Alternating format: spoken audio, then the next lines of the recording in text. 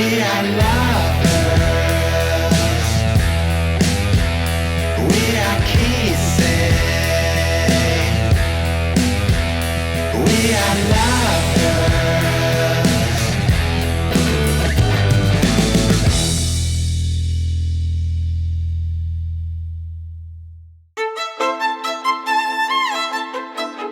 Sus técnicas pueden ser simples o muy complejas.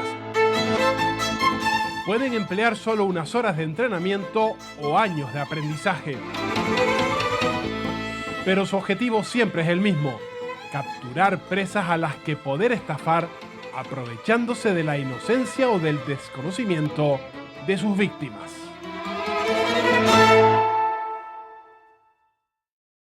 Los estafadores utilizan la ingeniería social para engañarnos. Rara vez actúan solos. Son educados, con buena presencia, y se han convertido en profesionales de los timos. Suelen ser desconocidos de los afectados y una vez cometen su engaño, desaparecen del mapa. Milagros, ¿qué técnicas usan los estafadores para ganarse la confianza de las personas a las que contactan? Son personas que llevan una premeditación para hacer un daño directo. Hacen un análisis exhaustivo de detalles que puedan gustarle a su víctima. La seleccionan. Luego se encargan en la conversación de ir extrayendo información acerca de datos personales que luego los usarán para poder hacer daño. ¿Somos fáciles de engañar y de caer en este tipo de estafa? Todos podemos caer en sus redes. Cuando te das cuenta de la estafa o cuando ya es tan evidente y objetivo que te han engañado, te da mucha vergüenza denunciarlo y no denuncias. El Código Penal define al estafador como aquella persona que, con ánimo de lucro, utiliza el engaño para que otra realice un acto en perjuicio propio o ajeno. Una estafa se convierte en delito cuando supera los 400 euros. Generalmente las estafas suelen ser por cantidades inferiores. En ese caso, cuando no llega a esos 400 euros es cuando se convierte en delito leve.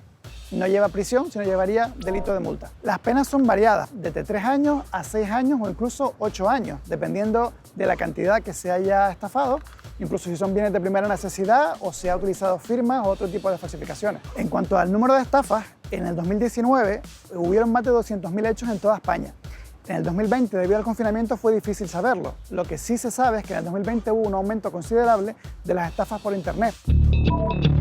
Santiago González, conocido como el pequeño Nicolás Canario, es uno de los estafadores que ha acabado en prisión. Alberto Bacallado, abogado, conocedor del caso de estafa de Santiago González, más conocido como el pequeño Nicolás Canario. ¿Cómo actuaba este estafador?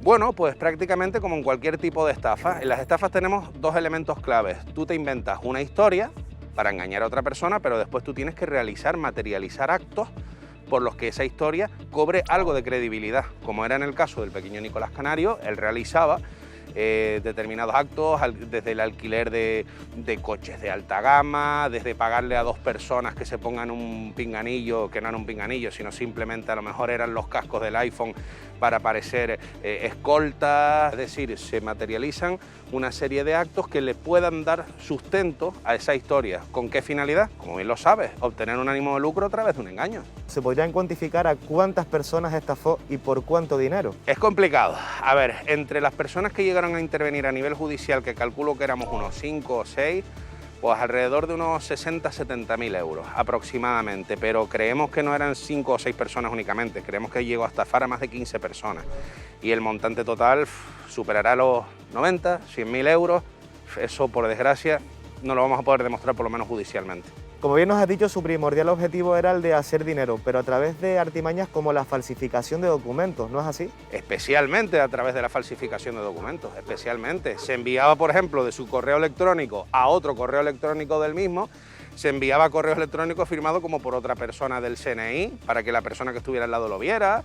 Creó una placa conmemorativa y una placa de agradecimiento para una persona en nombre del CNI, es decir, firmaba cartas en nombre del gabinete de la Casa Real. Uno de los timos más frecuentes es el del familiar o pariente, un fraude en el que los estafadores envían mensajes a sus víctimas para pedir dinero haciéndose pasar por parientes lejanos o allegados. La Policía Nacional advierte de que este engaño ha saltado a las redes sociales. Estas personas que se dedican a este tipo de hechos delictivos se ganan la confianza. ¿Qué quieren? Pues obtener mucha información de la persona, de la víctima, de la futura víctima, a estafar. ¿Para qué? Para manejar esa información posteriormente en su contra. Lo hacen todo a través de redes sociales o mensajería instantánea. Sergio Díaz, director del Observatorio de Delitos Informáticos de Canarias. ¿Cuáles son los datos que deberíamos omitir siempre para poder evitar que se nos pueda robar o estafar en la vida real? Si nosotros queremos un perfil privado, pues no dar información tan sensible como puede ser un número de teléfono. No poner información sensible en las redes sociales como puede ser, por ejemplo, fotos con las que nos estemos dando nuestra geolocalización exactamente, dónde estamos en cada momento. Los estafadores usan nuestros datos más personales y también consiguen entrar en nuestras propias casas. Marimar, tú acudiste a una persona para que te arreglara ciertos desperfectos de esta vivienda, pero ¿qué fue lo que pasó? La comunidad de aquí decía: Marimar, ven para Las Palmas porque tu casa está cayendo agua, se está filtrando en el local de abajo. Y me encuentro una vecina y le digo: mira, ¿tú sabes de alguien, de algún fontanero que arregle la fontanería porque no quiero tener problemas? Y dice: sí, mi hijo acaba de poner una tienda de reforma y tú puedes hablar con él. Estaba en la casa normal, y tenía su baño, su cocina, tenía todo. El hijo vino y me pidió un total de presupuesto y me dijo: por todo te voy a cobrar 3.000 euros. Yo hablé con él hoy por la mañana y por la tarde le di el importe al contado y le di la llave de mi casa. Cuando yo abro la puerta y veo la casa llena de escombros, las paredes todas rotas, se llevó todos los interruptores, no tenía nada que ver lo que yo le pedí. Yo le dije fontanería y me rompió toda la casa. ¿Llegaste a denunciarlo en algún momento? No tengo nada, es mi palabra contra la de él. Si no tengo algo que me garantiza decir, bueno, lo puedo denunciar por este papel. Los timadores recurren a todo tipo de inventivas para acceder a nuestros hogares. También en pandemia, un caldo de cultivo perfecto para que proliferen estafas relacionadas con el coronavirus. Hola Ruth, estos son los carteles relacionados con la COVID que repartieron desde zona centro a los comercios, antes incluso que el Ayuntamiento de Santa Cruz de Tenerife. Nosotros desde el principio de todo, cuando empezamos la primera desescalada, ya por el mes de mayo, ya se nos remitió desde la Dirección General esta información y nos vimos reforzados a través del Ayuntamiento con un segundo cartel de comercio responsable. Sin embargo, con toda esta cartelería ha habido intentos de estafa aquí en Santa Cruz. Algún desalmado o algunos desalmados se dedicaron a ir por la zona comercial intentando vender por un costo entre 40 y 50 euros unos carteles que desde la propia asociación e incluso desde el ayuntamiento se daban de forma gratuita. Lo que intentaban venderles es que esto era con carácter obligatorio, que sí que lo es, tenerlo, y que por ello sí nos podían ser sancionados, bien por la autoridad policial, por el ayuntamiento. Eran unos carteles similares, no iguales, pero eran unos carteles similares. Es muy importante que la gente, cuando tenga dudas, y sobre todo cuando piden dinero, cuando se piden datos personales, hay que parar automáticamente y preguntar. La gente que se hacía pasar por los agentes COVID, que son agentes oficiales nuestros del Ayuntamiento de Santa Cruz, que nunca cobran por dar información ni asesorar a nuestros comerciantes. Desde que se destapó la estafa, pues la verdad que han habido varias denuncias, no solamente por medio de la Policía Local, sino también directamente con la Policía Nacional, porque lo primero que les aconsejamos es que denunciaran este tipo de actuaciones para que se pudieran determinar quiénes son y cómo lo estaban haciendo. Entonces sí es verdad que hay varias denuncias abiertas y ahora de momento pues se están investigando. La crisis económica generada por la pandemia también ha provocado el aumento de los fraudes a las compañías de seguros. El año pasado en Canarias, algo más del 2% de los expedientes que tramitaron las aseguradoras fueron calificados como fraudulentos. Pero pueden ser muchos más. Las empresas estiman que cada año pierden 560 millones por estas estafas que se cometen en todo el país. Los fraudes más habituales en automóviles son aquellos en los que nos declaran unas lesiones con unos daños en los vehículos muy leves o incluso inexistentes. Y nuestros técnicos nos dicen que es imposible que se produzcan lesiones con esos daños tan leves. En el hogar, los fraudes más habituales son aquellos que los daños se han producido con anterioridad a la contratación de la póliza y también preexistencia. Nos declaran un accidente y unos meses después nos vuelven a declarar el accidente con los mismos daños que no han reparado. De 2019 a 2020 han crecido un 10% el número de fraudes que hemos detectado.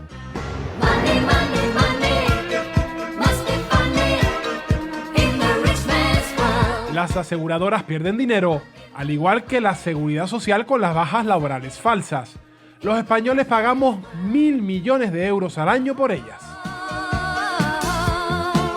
Teresa Rodríguez, experta en recursos humanos. ¿Cómo se pueden obtener bajas laborales falsas? Yo creo que empezar a hablar de bajas laborales falsas no es correcto. Las bajas laborales son emitidas por los médicos del Servicio Canario de Salud en este caso y son documentos oficiales y legales. Cosa distinta es que digamos que esa persona que va al médico con una dolencia, una lesión, un malestar, no debería tener una baja. Muchas veces esa lesión que tiene el trabajador no le impide trabajar. Entonces, ¿qué sería fundamental? Que el médico, cuando emite la baja, tuviese presente cuál es la ocupación de la persona enferma y saber si esa enfermedad o esa lesión realmente le impide el desempeño de su puesto de trabajo. Teresa, ¿y cuánto suelen durar estas bajas laborales? Se puede extender prácticamente durante un año. Yo creo que la herramienta fundamental es seguimiento, seguimiento y seguimiento. ¿Cómo se investiga un posible caso de fraude al seguro? Bueno, hay que decir que quien inicia este procedimiento de investigación es la propia compañía de seguro. Ellos tienen sus propios departamentos correspondientes de fraude o de engaño, tienen unas estadísticas y cuando tienen unos indicios claros de que hay un posible fraude es cuando llaman al detective. Evidentemente, cuando hablamos de movimiento, hablamos de reducción de movilidad, se aplica la grabación de videocámara. Un trabajo de este tipo puede llegar a durar horas o días o incluso meses. El detective privado va inicialmente con un precio por hora que oscila entre los 50 euros. Fines de semana y nocturnidades es otro precio. ¿Qué porcentaje de su trabajo detective supone este tipo de fraude? Las bajas laborales es un mercado de trabajo importante. Comentar que hay un mercado dentro de este tipo de bajas están impunes al detective privado. Hablamos de bajas de funcionarios, hablamos de funcionarios de la administración, seguridad social, hospitales, colegios, juzgados, policías.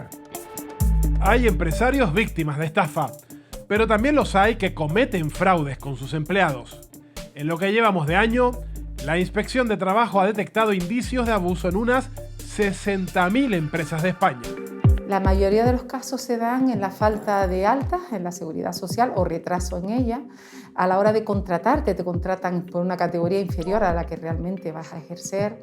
En los contratos con parcialidad, pues te contratan por menos horas de las que realmente luego tienes que realizar en el puesto de trabajo, ¿no? Normalmente se dan donde hay una menos capacitación o son empleos de menor nivel, por decirlo de alguna manera, ¿no? Ahí estarían dentro, por ejemplo, el agrícola, el sector agrícola, el pesquero, también se da mucho en el servicio doméstico, en la hostelería. La manera que tenemos es que realmente haya una denuncia por parte del trabajador o trabajadora de esa situación. José, tú llevas 7 meses sin recibir el pago de la nómina por parte de tu empresa. ¿Cómo has llegado a esta situación? Durante el año 2020, la empresa empieza a tener problemas económicos cada vez más serios. Empiezan a acumularse los retrasos en los pagos de las nóminas. Ya el primer mes que yo no recibo mi nómina, pues sí me pongo en contacto con recursos humanos, decimos qué es lo que está pasando, pues que con la pandemia hay contratos que están paralizados, pues aguantas un poco el tirón y tal, pero es que ya luego vienen 2 nóminas. Estamos aquí en el domingo a la espera de que esto se resuelva, pero aún a día de hoy sigo dado de alta, no puedo acceder a la prestación de desempleo, no puedo ir a trabajar con otra empresa tampoco y no recibes ningún salario. José, ¿te sientes estafado o engañado por parte de tu empresa? Podría sentirme ambas cosas y también maltratado. Jugar con el salario de los trabajadores no es solo jugar con dinero, es jugar con la vida de las personas. La economía sumergida es otro de los grandes fraudes en el ámbito laboral. Se estima que una cuarta parte del dinero que se mueve en las islas lo hace sin el control de Hacienda. La existencia de una economía sumergida para el conjunto de la economía de un país solo puede tener consecuencias negativas. La primera y más llamativa es la competencia desleal que se hacen a todos aquellos negocios que realmente están dentro de la economía oficial y pagan sus impuestos. Por otro lado está una detracción de los impuestos, es decir, el Estado recauda menos y eso es consecuencia, es menor hucha para el conjunto de la economía, por lo tanto tenemos otro efecto claramente perjudicial. Sí se puede hacer una estimación, de hecho el Gobierno de Canarias en el 2019 establecía más o menos una medida de un 25% del Producto Interior Bruto de Canarias.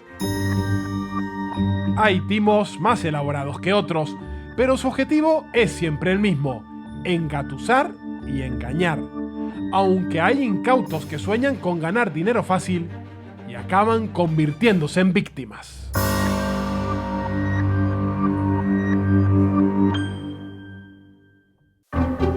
Los estafadores han encontrado un lugar en el que captar a nuevas víctimas: Internet.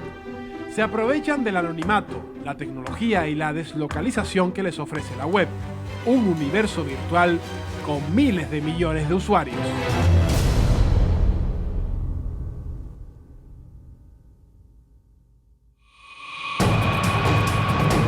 España se ha convertido en el tercer objetivo mundial más atractivo para los ciberdelincuentes, solo por detrás de Estados Unidos y Alemania, una posición que se ha reforzado durante la pandemia. ¿Ha aumentado el fraude online en España durante la pandemia? Sí, claro que ha aumentado. Como tenemos fallos tales como aceptar invitaciones en las redes que no teníamos que aceptar porque no conocemos a la persona, contestar a ciertos cuestionarios que no teníamos que contestar. ¿Es fácil llegar a dar con estos ciberdelincuentes? Es un trabajo muy laborioso, pero finalmente sí que suele haber éxito, ¿eh? Sí que suele haber éxito, sobre todo si están dentro de la Unión Europea. Eso nos facilita mucho el trabajo. Al final se da con él porque Internet deja mucho rastro, pero hay que tener paciencia. ¿Cuál es el perfil común de las víctimas de estos ciberdelitos? No tenemos perfil. Y es más, tampoco hay edad. Son mujeres y hombres con que tengan disponibilidad en una cuenta corriente, ya eres potencialmente una víctima.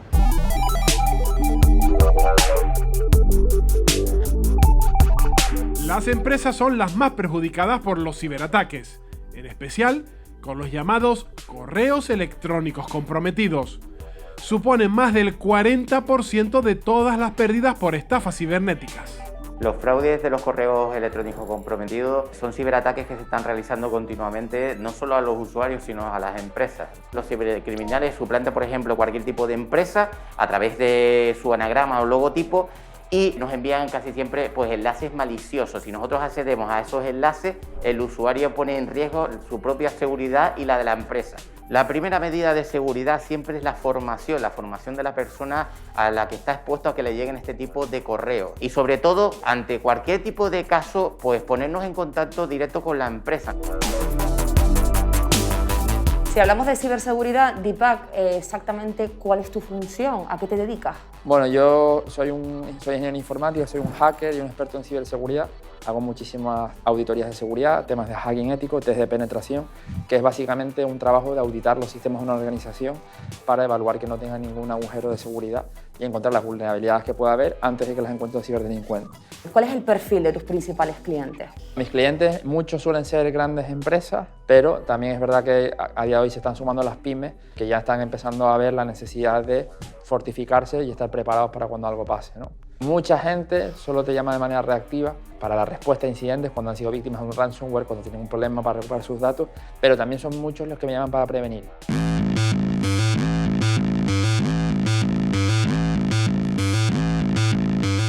José Carlos Campos, ¿por qué has decidido contratar el servicio de Deepak? Porque desde hace tiempo ya nosotros consideramos que la ciberseguridad es algo a proteger, es decir, tienes que tener salvaguardada ya tu empresa. Esto es uno de los males que ha venido para quedarse en el siglo XXI y además nosotros manejamos información que es sensible. José Carlos, a lo largo de toda la vida de esta empresa, ¿has tenido algún susto que lamentar? Sí, lo hemos tenido. De hecho, hemos tenido también algunos internautas que han intentado hacerse pasar por nosotros y hemos tenido algún disgusto que, bueno, finalmente se ha saldado de manera gloriosa, pero evidentemente eso está latente. La finalidad de los ciberestafadores para atacar a las empresas es cobrar recompensas. Tenemos el secuestro de información. Esto consiste en entrar en los servidores de una empresa, secuestrar la información y pedir un rescate por esa información. Lo que piden es el pago en criptomonedas. Fundamentalmente usan Bitcoin y Monero. Lo que suelen usar los estafadores al final es ingeniería social, prometiéndoles altos rendimientos que jamás se cumplieron. Y todos esos rendimientos pues, dentro del mundo de las criptomonedas y todo lo que ello conlleva. La gente realmente se siente engañada porque le han prometido unos rendimientos que realmente no se corresponden con la realidad. ¡Policía! ¡Policía! ¡Policía! Las criptomonedas también se usan para estafar. En Tenerife, decenas de personas han sido víctimas de una estafa piramidal con bitcoins. El caso Albiestar es simplemente la estafa piramidal de mayor volumen de toda la historia de la criminalidad española. Su responsable se enfrenta a unas penas que pueden alcanzar los 9 años de prisión por la estafa continuada y también una pena de 6 años de prisión por la promoción de la organización criminal.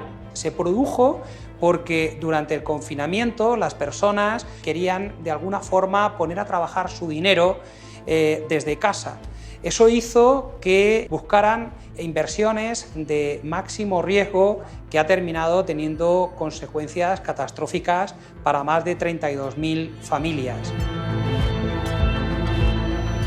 Alberto, tú fuiste víctima del caso Albiestar. ¿Cómo caes en esta estafa piramidal? Yo sabía que el pasado tanto de la persona, que en este caso era Santi Fuentes, sabía lo que me podía enfrentar. Yo corrí ese riesgo, fue una cantidad pequeña. Lo único que sí vi a gente que hipotecaba cosas, vendía cosas, metía toda su inversión en criptomonedas ahí, sin saber muy bien los riesgos, porque también lo vendía muy bien, porque son expertos en marketing. ¿A cuánto asciende la cantidad de dinero que tú inviertes en esta plataforma? Mi caso fue una cantidad muy pequeñita, fue alrededor de unos 1.400, 1.500 euros que yo metí en septiembre de 2019, pues los que llegaron prácticamente desde marzo o abril de 2020, empezó la pandemia más o menos, hasta septiembre, que fue cuando se cerró el Community Bot, pues sí que es verdad que no les dio el tiempo a recuperar toda su inversión y lógicamente pues en este caso su inversión se vio bloqueada. Además de las criptomonedas, en Internet también se estafa en euros a través de las tarjetas de crédito o de las compras virtuales.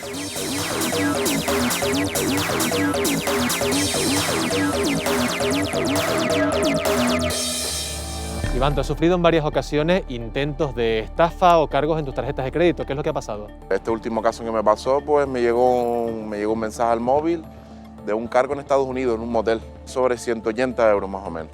Me puse en contacto con el banco, le dije que yo no había hecho ese gasto y nada, y el banco pues para devolverme el dinero pues mediante el seguro y demás me dijo que fuera la Policía Nacional y hizo una denuncia. Otro cargo me fue en China, en un supermercado de China, me llegó un importe de 80 euros al móvil, lo asocian a que si haces compras por internet, tus datos se pueden quedar grabados en algunas páginas. ¿Qué medidas has tomado para intentar evitar que cosas como esa vuelvan a suceder? Lo que yo recomiendo a todo el mundo es que si vas a hacer una compra a internet, por ejemplo, un importe de 80 euros, que te crees una tarjeta habitual y pongas solamente ese importe en internet. Y una vez que finalice la compra, ya esa tarjeta no la utilizo, que no utilices tu tarjeta del día a día.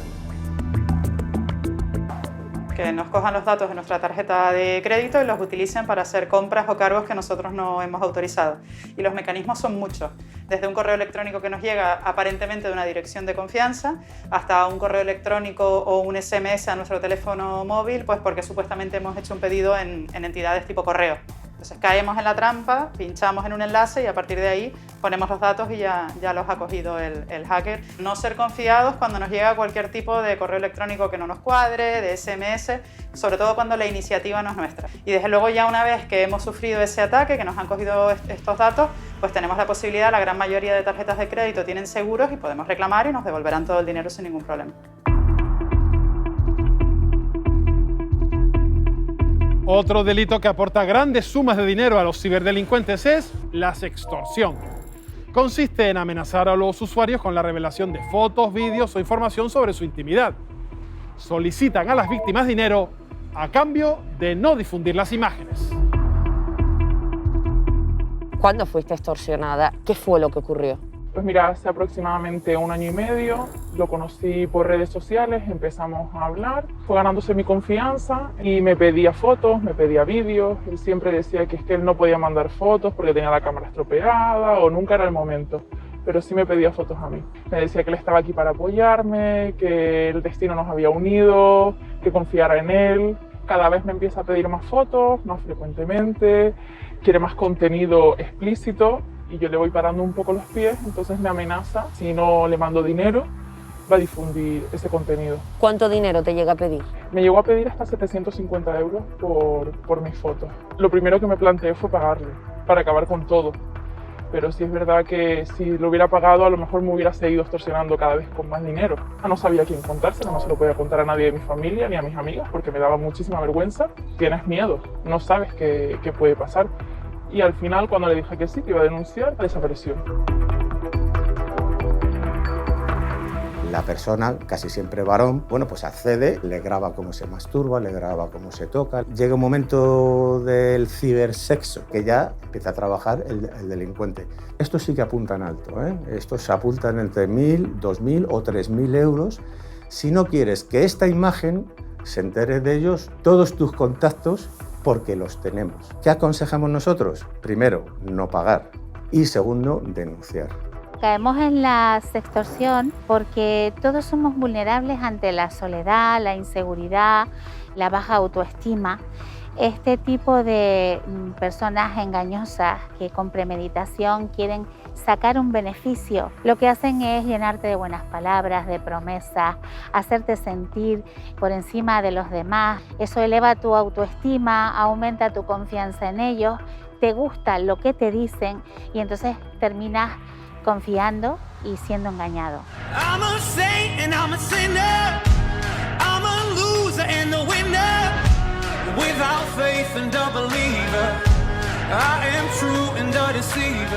Los ciberestafadores a veces entran en nuestras vidas ganándose nuestro corazón, como Manuel, que conoció a su expareja por internet y le ha dejado una deuda de casi 15.000 euros. Manuel, ¿cómo conociste a tu expareja? Lo conocí en una página de contacto y estuvimos unos días chateando por esta página hasta el día que me llamó que me quería conocer. Y ahí empezó este calvario. Al estar tan solo, le pedí que si se quería casar conmigo y me dijo que lo estaba esperando. Fue todo demasiado rápido, muy rápido. Yo vengo una noche de trabajar y me dice, quiero un coche, me hace falta un coche. Ya tengo el dinero para comprarme el coche. Que han ingresado 3.500 euros. Esos dineros vinieron de un crédito que me entró a mí de magia. Según los papeles, lo solicitó él. Ese día ya yo sobraba, porque ya tenía lo que no tenía, el coche. Ya lo que le interesaba era irse. En total me debe 14.553 euros sin interés. ¿Te costó acabar con esta relación? Sí, me costó acabar con esta relación por 3 motivos. Porque lo quería, porque me había hecho mucho daño y porque me dejaba una deuda muy grande. Tengo miedo de que me vayan a embargar mi casa. Y personalmente, destrozado me dejo. Venderme un amor que me ha costado mucho dinero. Me siento estafado, me siento humillado y me siento robado.